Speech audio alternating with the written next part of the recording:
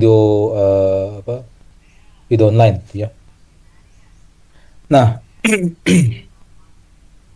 oke, saya langsung aja. Oh ya, satu satu lagi nanti di beberapa menit terakhir karena di sini saya pakai Zoom ya, Zoom yang versi terbatas. Jadi di beberapa menit terakhir saya minta kalian untuk membuka kameranya. Jadi kita akan foto bareng.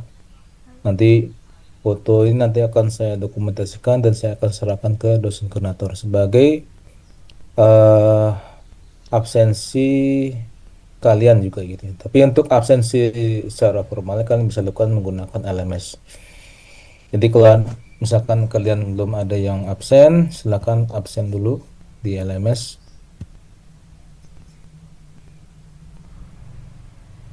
Oke, oke, saya udah mulai starting waktunya. Nah, untuk pertemuan pertama ya, kita akan bahas materi pertama sekaligus juga dengan eh, beberapa dasar teori dan pengenalan dasar mengenai e-commerce. Jadi kalau misalkan kalian ada pertanyaan, silakan bisa kalian sampaikan di WhatsApp grup ya. Oke, ada pertanyaan di sini? Tidak? Oke.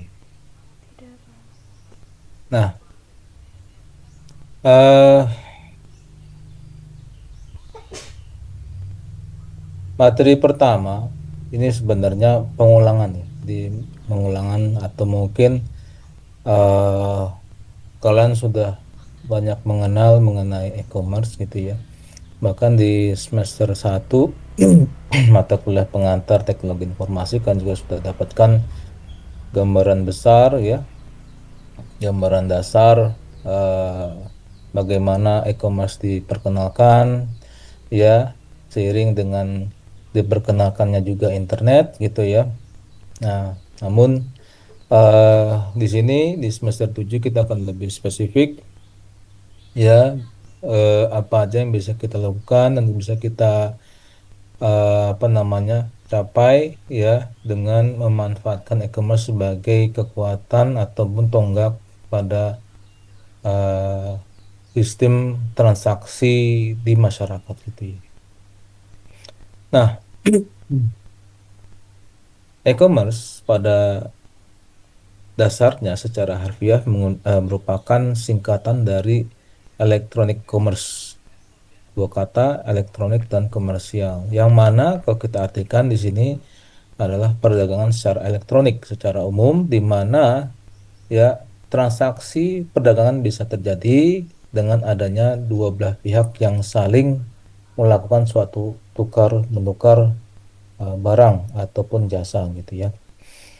Nah, dan ada satu kata di sini yang kok ini akan membedakan dengan konvensional yaitu adalah penggunaan internet. Jadi internet di sini eh, menjadi backbone atau tulang punggung e-commerce tersebut bisa berlangsung.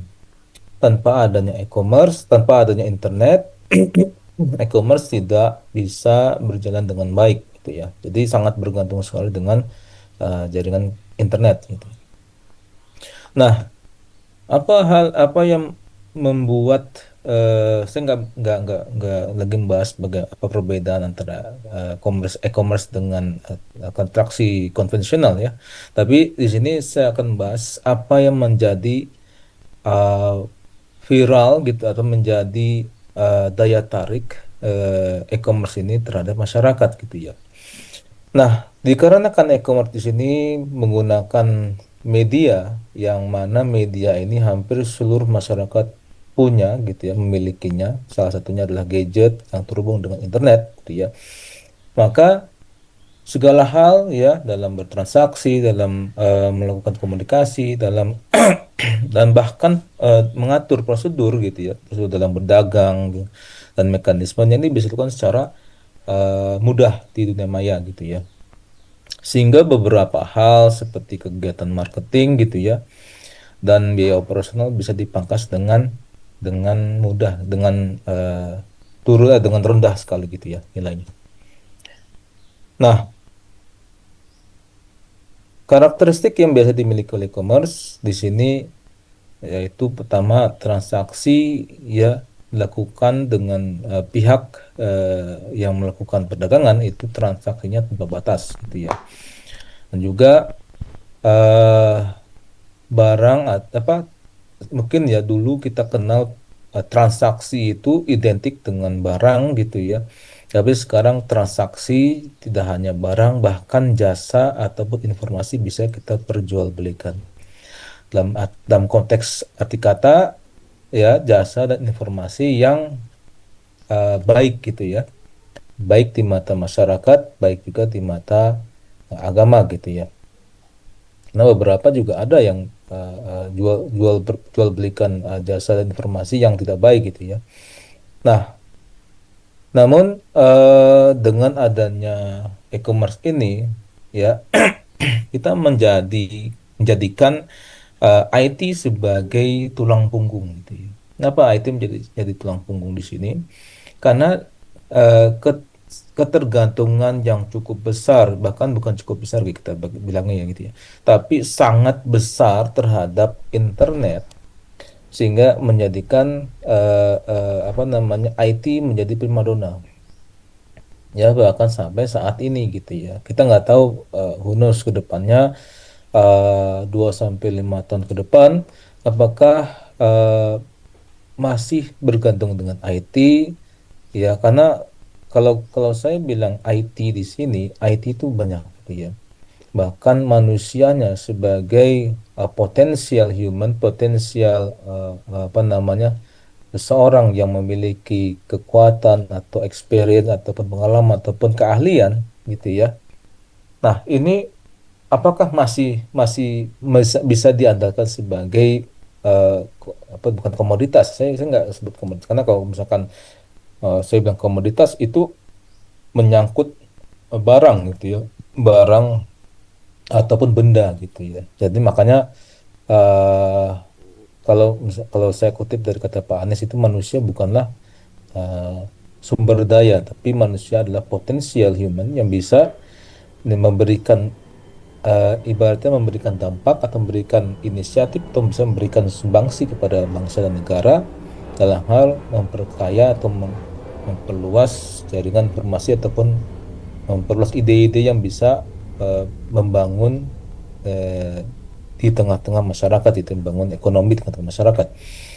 Nah, karena eh, bahkan saat ini pun juga ya beberapa eh, IT ya, beberapa IT di sini saya sebutnya termasuk human gitu ya.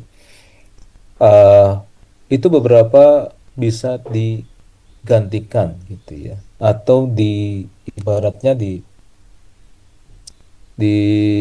apa beberapa bidang pekerjaan yang berhubungan IT bisa dialokasikan dengan menggunakan artificial intelligence gitu ya. Dah bahkan eh, untuk kegiatan marketing, untuk kegiatan transaksi, untuk kegiatan loan, ya pinjaman, ya kegiatan finansial dan seterusnya itu bisa dilakukan secara otomatis ya menggunakan artificial intelligence. Bahkan customer service pun bisa saat ini sudah digantikan atau sudah dialihkan dilakukan oleh AI gitu ya. Nah, nah apa dan bagaimana peran manusia di sini untuk bisa tetap tetap apa namanya tetap beradaptasi, tetap bisa menjalankan roda ekonominya ya walaupun memang harus berdampingan dengan artificial intelligence. Nah, satu caranya adalah kita pun harus beradaptasi gitu ya.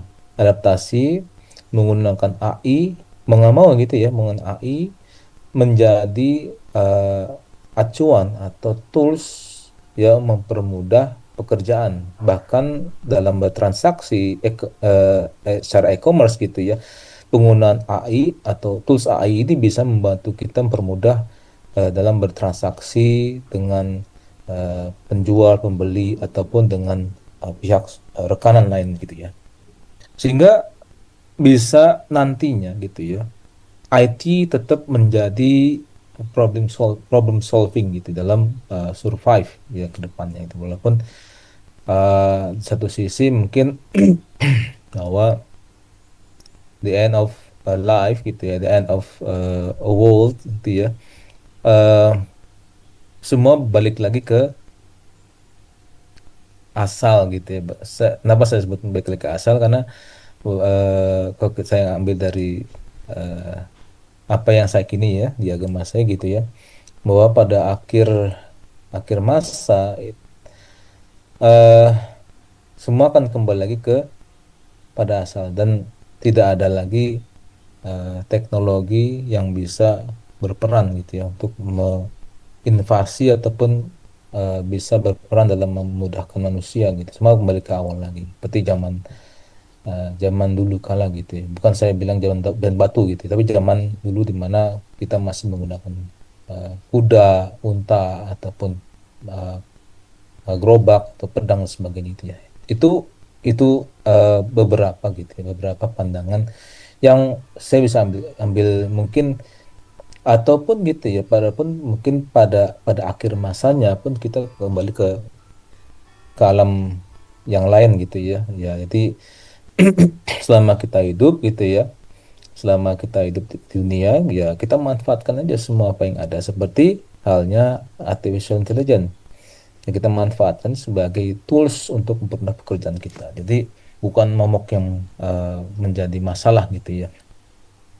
Nah, e-commerce di sini memiliki manfaat yang cukup besar.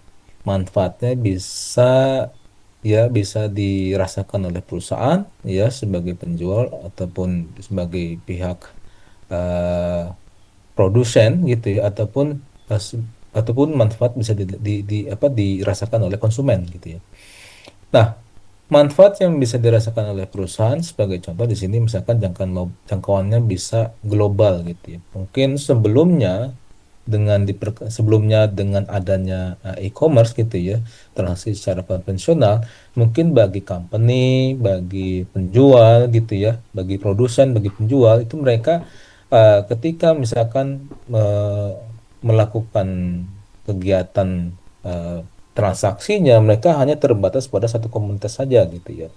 Tapi dengan adanya e-commerce ini, maka jangkauan eh, komunikasinya, jangkauan interaksinya, bahkan jangkauan konektivitasnya ya dalam menjangkau pasar ini lebih besar gitu ya. Bahkan secara operasional ya biaya yang bisa dipangkas, bahkan jam bukanya bisa diperluas waktunya sampai bisa bahkan tanpa tanpa adanya down pada sistem. Maksudnya tanpa adanya ketergantungan pada human apa nama sifat pada human gitu ya atau behavior human gitu ya karena atau saya sebutin behavior human karena manusia sendiri memiliki keterbatasan ya jam waktunya behavior manusia itu sendiri gitu ya. Yang biasanya manusia itu kan ada waktunya beraktivitas ada waktunya tidur dan sebagainya makanya dalam waktu tersebut ini bisa digantikan oleh sistem gitu ya. Nah, kemudian gagasan inovasi ini bisa menjadi acuan dalam memperluas, memodifikasi ataupun mengupdate model bisnis gitu. Sehingga model bisnis ini ya bisa sekali lagi gitu ya bisa menjangkau atau meraih jangkauan apa namanya konsumen yang lebih besar gitu ya. Kemudian dengan adanya inovasi yang lebih terbuka, lebih hebat lagi, sehingga time to marketnya, speednya bisa lebih dipercepat gitu ya, rantai pasokan bisa lebih dinamis karena tidak ada ketergantungan dengan satu atau dua supplier, banyak option yang bisa kita lakukan untuk menggapai atau mendapatkan pasokan yang yang lebih stabil dan lebih dinamis gitu ya. Kemudian biaya koordinasi lebih rendah ya, pengadaan lebih efisien. Walaupun sekali lagi ya, pengadaan pun juga tergantung dari bagaimana kita bisa memanfaatkan supply chain management gitu ya. Karena tidak adanya supply chain management, ini pengadaan pun akan berakhir di hanya di gudang saja. Jadi tidak bisa distribusi dengan baik.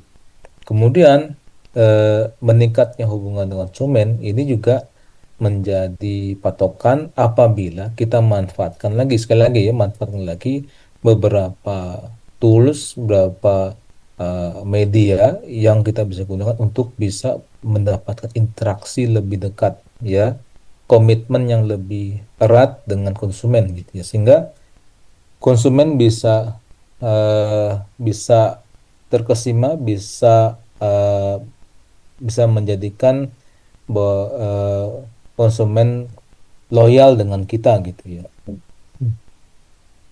Nah, kemudian manfaat juga yang dirasakan oleh si konsumen, pertama ya, yang satu hal yang menjadi primadona adalah option, pilihan produk yang lebih banyak gitu ya ketimbang kalau kita menggunakan transaksi secara konvensional. Nah, namun ya, eh, kalaupun misalkan kita hanya berpatokan pada option pilihan produk dan jasa, ya secara retail market secara konvensional transaksi juga ada gitu ya. Tapi sekali lagi, karena e-commerce di sini secara otomatis, secara sistem ini bisa apa namanya, bisa beredar atau bisa beroperasi secara 24 jam, sehingga pilihan tadi ya, daya tarik tadi menjadi pilihan yang penting juga gitu ya. Kemudian satu hal lagi, karena eh, banyak option tadi, harga bisa lebih murah, waktu bisa lebih hemat gitu ya. Jadi kita nggak perlu lagi ke toko atau ke pasar gitu ya, pasar secara on site gitu ya.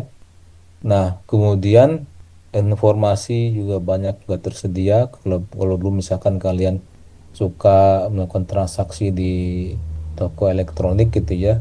Nah, saya ingat dulu zaman saya dulu, kalau misalkan saya beli beli alat elektronik gitu ya di toko gitu ya, biasanya kalau misalkan satu toko tidak ada, mereka akan telepon ke toko yang lain yang ada untuk bisa mudahkan menyediakan barang yang ada gitu. Tapi sekarang dengan adanya informasi, dengan adanya e-commerce, ya banyak pilihan. Jadi eh, mau nggak mau dari pihak online store gitu ya di e-commerce ini mereka harus menjalankan afiliasi yang lebih besar. Sehingga apa? Kalau terbatas dengan, mau nggak mau harus tergantung dengan beberapa toko gitu ya untuk bisa berafiliasi, dan itu mau nggak mau harus mudah karena harus nego dan seterusnya gitu ya. Tapi dengan adanya e-commerce tadi ya, afiliasi bisa jalankan dengan patokan harga yang bisa lebih bersaing gitu ya, dan lebih mudah distribusinya timbang konvensional gitu ya. Dan dengan ini bisa lebih akurat ya, barang yang kita dapat lebih sesuai, ataupun jasa yang kita pakai juga sesuai dengan kriteria dari apa yang mereka sampaikan, dari pembeli ya, dari penjual yang sampaikan gitu ya. Nah, kemudian secara perkembangannya, karena e-commerce ini menjadi tulang punggung, bahkan sekarang kalau lihat dari nilai transaksinya bahkan udah sampai triliunan di sini ya. Bahkan saya mengutip dari beberapa artikel ataupun di YouTube gitu ya. Nah, bahkan dari pajaknya saja gitu ya, pajaknya eh, yang ditagih dari kegiatan e-commerce gitu ya, itu bisa mencapai kurang lebih 70 triliun. Itu pajaknya saja gitu ya, pajaknya saja. Keuntungannya mungkin bisa lebih gitu ya. Nah, makanya eh, dengan adanya e-commerce ini bisa menjadikan apa namanya ekonomi di Indonesia lebih meningkat lagi. Ya mungkin sekarang eh, kalau lihat dari dari apa namanya posisinya gitu ya Indonesia di sini, walaupun naik ya memang ada beberapa yang eh, ekonomi masyarakat yang masih masih terbendung atau mungkin masih menjadi eh, momok gitu ya, menjadi apa namanya kurang baik gitu ya, karena akibat beberapa kebijakan dari luar negeri juga yang utama kemarin sebelumnya eh, pijakan pajak ya, pajak bea cukai gitu ya, barang yang masuk ke US ya, kan mereka akan naik pajak untuk Indonesia sekitar 19% gitu ya. Namun eh, namun dari situ walaupun di kita sendiri bahwa Amerika masuk ke Indonesia tidak ada pajak gitu ya, tidak tidak cukai yang mesti dibayarkan mereka, tapi di sini menjadikan Indonesia bisa lebih berkompetisi lagi. Ekonomi bisa bisa bisa bertumbuh, bisa naik apabila pertama ya tidak hanya dari masyarakat sendiri yang menggerakkan roda perekonomian, tapi juga pemerintah bisa memberikan subsidi yang lebih baik gitu ya. Yang betul hal di mana e-commerce ini menjadi tulang punggung di masyarakat ya dalam bertransaksi secara umum. Nah, sebagai contoh misalkan kegiatan e-commerce ya, so saya lihat ya sekarang ini masih masih masih jadi primadona untuk kalangan menengah, menengah baik ke atas atau ke bawah gitu ya. Nah, tapi belum belum dirasakan sepenuhnya untuk masyarakat menengah ke bawah ya. Karena pertama gitu ya, jangkauan komunikasinya, gap informasinya, karena kan yang menggunakan e-commerce yaitu rata-rata yang memang sudah melek informasi, melek teknologi ya pada zamannya gitu ya, zaman milenial ke, sampai sekarang gitu ya. Kalau zaman Gen apa Gen X, Gen Y gitu ya, atau gen baby boomers dan sebagainya itu mungkin eh, tidak mengenal, bahkan tidak tidak mau tahu gitu mengenai teknologi. Jadi agak susah gitu ya. Nah, nah bagaimana e-commerce ini bisa bisa memberikan kontribusinya gitu ya untuk kalangan masyarakat yang punya gap yang tinggi terhadap informasi gitu ya. Jadi mau nggak mau harus eh, adanya sosialisasi dari pemerintah itu bisa memberikan kontribusinya secara menyeluruh ke masyarakat gitu ya, sehingga tidak hanya roda ekonomi yang saat ini sudah berjalan tapi juga merambah atau mungkin bisa mencapai ke masyarakat dengan skala terbatas gitu ya. Itu satu lagi permudah pertama gitu ya, pajak pajak di atau subsidi itu bertambah dalam kegiatan transaksinya dengan adanya apa pajak murah untuk masyarakat yang melakukan e-commerce ya. Ini kita ibaratnya keuntungan bisa dapat lebih besar gitu ya. Kemudian eh, permudah juga media pembayaran gitu ya.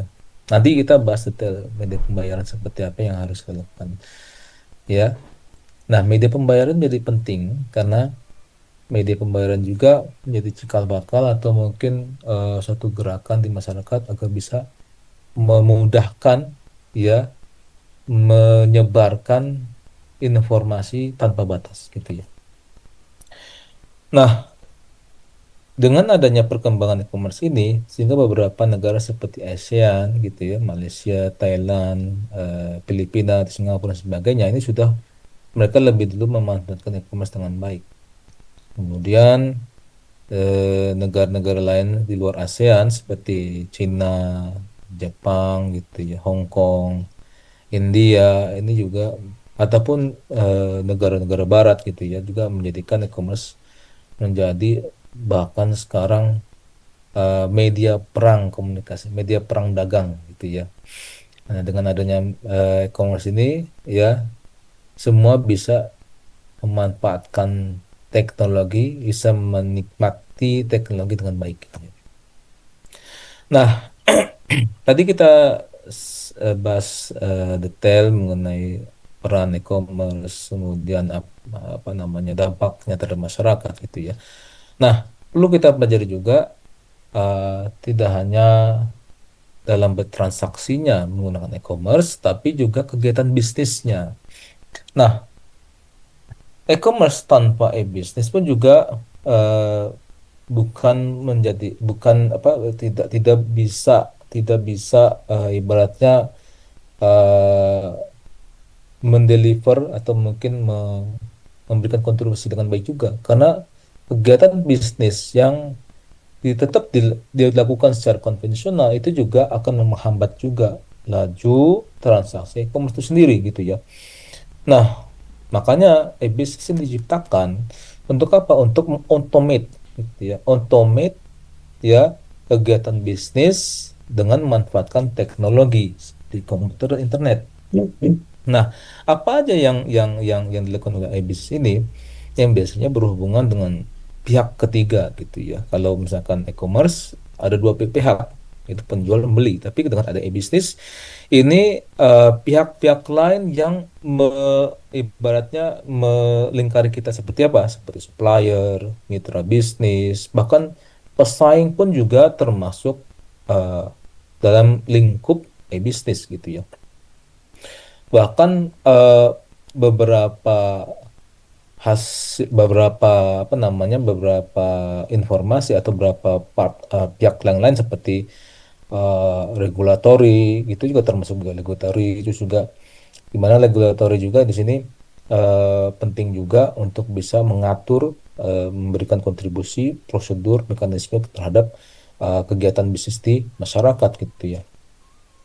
Nah, jadi perbedaan yang mendasar antara e-commerce dengan e-business ya, pertama e-commerce benar-benar money oriented ya. Jadi hanya sebenarnya tidak hanya berorientasi dengan uang, tapi juga pendapatan ya, juga kenaikan jumlah konsumen ya, kenaikan jumlah positif terhadap barang yang dibeli dan sebagainya itu juga termasuk ya. Nah, sedangkan e-business ya ini sangat sangat eh, ber apa bukan bergantung ya, tapi memiliki dampak ya dari beberapa hal yang berimbas yang memiliki kontribusi besar seperti apa? Seperti pembuatan produk, inovasi, ide, gagasan, juga brand ya itu juga termasuk gaya bisnis gitu ya. Kemudian daya saing pasar ya eh, pesaing kita seperti apa, kemudian partner supplier kita seperti apa, mitra bisnis kita seperti apa gitu ya. Ya, juga termasuk juga bagian dari e-bisnis gitu ya. Nah, sehingga kita bisa ringkaskan di sini antara e-commerce dengan e-bisnis bahwa e-commerce jangkauannya lebih luas gitu ya. Sorry, e-bisnis jangkauannya lebih luas. Dan e-commerce menjadikan aspek yang penting dan bagian penting dari e-bisnis. Jadi dua-duanya saling terkait. E-bisnis tidak bisa berjalan dengan e-commerce, e-commerce pun juga tidak bisa memberikan kontribusi baik dengan e-bisnis. Ibaratnya kalau saya bilang, misalkan dalam transaksi, kalau misalkan transaksi terbatas dalam satu komunitas gitu ya, pembeli dan penjual saja, nggak perlu menggunakan e-commerce ya, konvensional juga bisa. Tapi dengan adanya e-bisnis, kegiatan komersial kita menggunakan internet yang lebih lebih besar gitu ya. Dan e-commerce di sini ya mencakup transaksi bisnis seperti membeli, menjual barang, jasa melalui internet. E-commerce pada prinsipnya melibatkan perdagangan uang, sedangkan e-bisnis tidak selalu mengenai transaksi uang, tapi hal yang berhubungan juga dengan profit ataupun kontribusi yang bisa mendorong transaksi di e-commerce lebih baik. Dan juga e-bisnis melibatkan pemasaran, perancangan produk, evaluasi layanan, dan sebagainya. Nah, dari sini ada pertanyaan. kelas?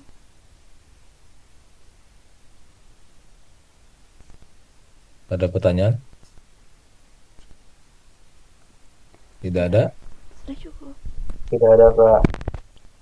Oke, kalau tidak ada, saya minta dari kalian untuk membuka kameranya. Saya akan foto.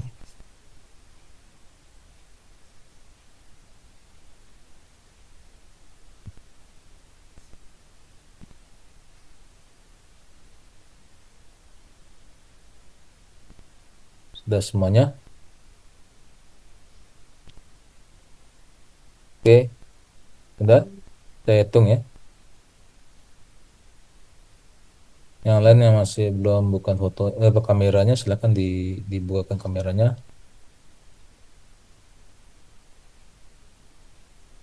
Oke, satu. Bentar, saya ulang ya.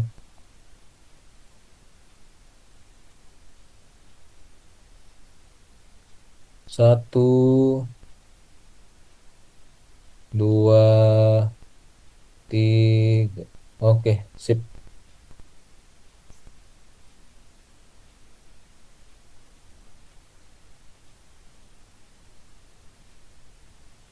Oke, saya cek dulu ya. Ya, sip. Pak, maaf Pak. Selamat pagi Pak. Ya, pagi.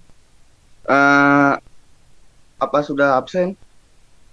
Tadi Saya saya dari bilang kelas. absennya menggunakan LMS. Jadi silakan kalian buka di LMS, kemudian absen di situ. Baik. Oke. Terima kasih Nah, Pak. nanti saya tunggu untuk absensi. eh Jam berapa sekarang ini? Jam 9.10 terakhir ya. Jadi jam 9.10 itu nanti saya akan rekap absen yang ada di LMS. Nanti saya akan masukkan ke Sika. Jadi apapun yang ada di LMS itu terakhir jam 9.10 nanti saya akan capture, nanti akan saya masukkan ke Sika. Jadi di Sika itu sudah yang terakhir, dan yang terupdate juga. Oke, ada lagi pertanyaan? Nah, nanti eh, untuk tugas ya, tetap ada tugas ya. Nanti akan saya sampaikan di kelas ya. Tugasnya seperti apa dan bagaimana pengerjaannya nanti saya akan sampaikan di kelas minggu depan pas tatap muka. Oke? Baik, Pak. Oke, terima kasih. Oke, itu aja sepertinya untuk pertemuan kita hari ini. Terima kasih. Wassalamualaikum warahmatullahi wabarakatuh. Waalaikumsalam. Waalaikumsalam warahmatullahi wabarakatuh.